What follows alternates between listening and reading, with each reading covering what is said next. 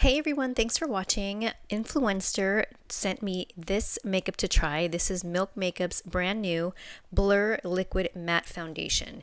I got the colors medium tan and honey, and this is a full coverage pore blurring matte finish foundation. And they also sent me this dab and blend applicator. This is kind of like the silly sponge, which I have never used, but it looks really cool because it has all this glitter in it. And I'm going to go ahead and test it for the first time with this Milk Blur Liquid Matte Foundation. So I'm going to go ahead and see which color is best for me. Honey is here on the bottom and then medium tan on top. I feel like medium tan is going to be a much better fit. I went ahead and mixed the two, but I don't think I really need to. I just need to use medium tan. So I'm just going to go ahead and spread it across the jawline and chin, and then I'm going to go ahead and use this applicator and start pressing into my skin and then blending it out. As you can see, the color selection is pretty good. I don't think I have to mix it. I feel like medium tan is just going to be a very good shade for me. As far as the applicator, I really don't like it very much. One thing I do love about it is the fact that you don't waste any makeup. But as you can see, the foundation is going on. I don't know if it's because of the applicator, but I don't feel like it's really going in very smoothly. And I feel like it's because of the dab and blur applicator. So I'm going to go ahead and put a little bit on the sponge and then start blending it out. I'm not going to give up on this applicator yet because it did come with, the foundation. So as you can see, it's kind of sitting on top of my pores. It's not really filling them in yet, so I'm just going to keep pressing into my skin, hoping that the foundation will just fill in my pores. I already put a primer on beforehand, so I just hope that it blends out beautifully. Now I can't get into the crevices of my nose, so I turn the applicator around, and that more tapered end is a lot better to get around like your eyes and your nose. The applicator doesn't soak up any foundation at all, which is amazing. However, it takes a lot longer to blend out your makeup. I do like the way the foundation is looking right now. I like that it's more of a yellow undertone, but I went ahead and left this side of my forehead without foundation so you can see what it looks like compared to the side that does have foundation.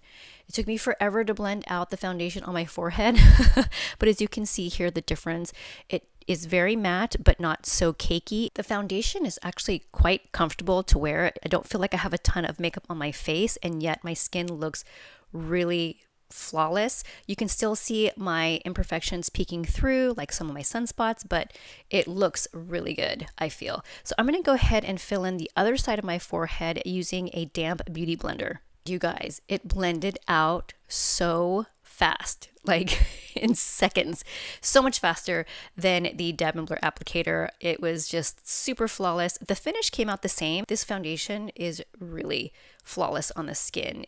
And I'm going to go ahead and use that lighter color in Honey and kind of not really conceal, but I'm just going to like highlight the center of my face so I have some dimension. And I really love the way it looks. I have to say, since I have been wearing this makeup for most of the day and then doing the voiceover afterwards, I wouldn't use this foundation as a concealer. It started to crease underneath my eyes a little bit. So I know it's not a concealer, so I'm not mad at it, but the foundation feels really nice. It feels like my own skin. It dries really beautifully. It's not cakey, but it's still matte. Okay, so I just finished all my makeup, and I did set it with the setting spray. I didn't add any additional concealer. I just set my under eyes and then, did a little bit of bronzing. I am excited to see what happens with this foundation.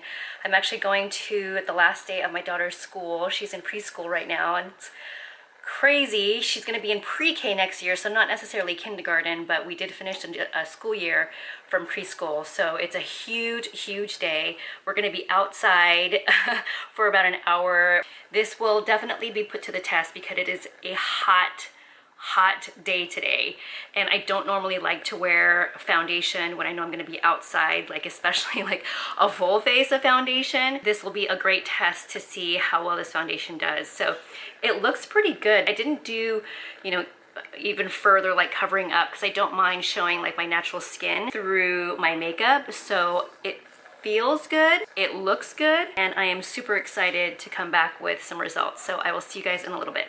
All right, so first check-in, I have been wearing this foundation for about 4.5, 5 hours, and as you can see, it still looks pretty good. I did apply some highlighter earlier when I finished my makeup, so my skin looks a little dewy, but it doesn't look oily. It doesn't look slick. I have combination oily skin, and so this makeup has done a really great job of keeping my skin matte, but still looks fresh-faced, not cakey. I was wearing sunglasses, so I have a little bit of a sunglass line on my nose, but other than that, it's good.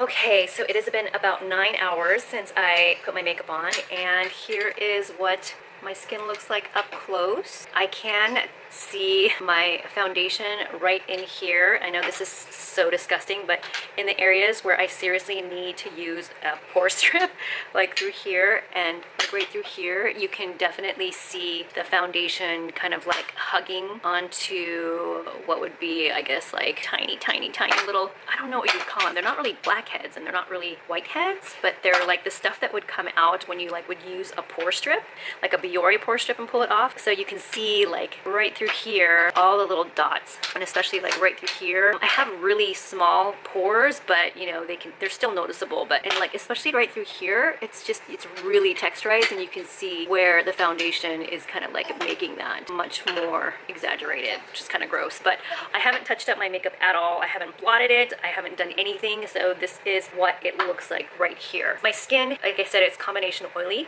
so I'm not a grease ball right now, and even though like some of the oils have come through on my skin, I still look dewy and not greasy, and the makeup is a matte foundation and it still hasn't like caked up. I know that if I were to touch up a little bit through these areas and smooth them out, it would look a lot better, but I mean, not so bad for 9 hours, right? All right, that is it. I hope you guys enjoyed this video. Don't forget to subscribe before you leave, and I do have a giveaway going on. I'm giving away a Jaclyn Hill palette, so be sure to check out that video, and hopefully you guys will enter.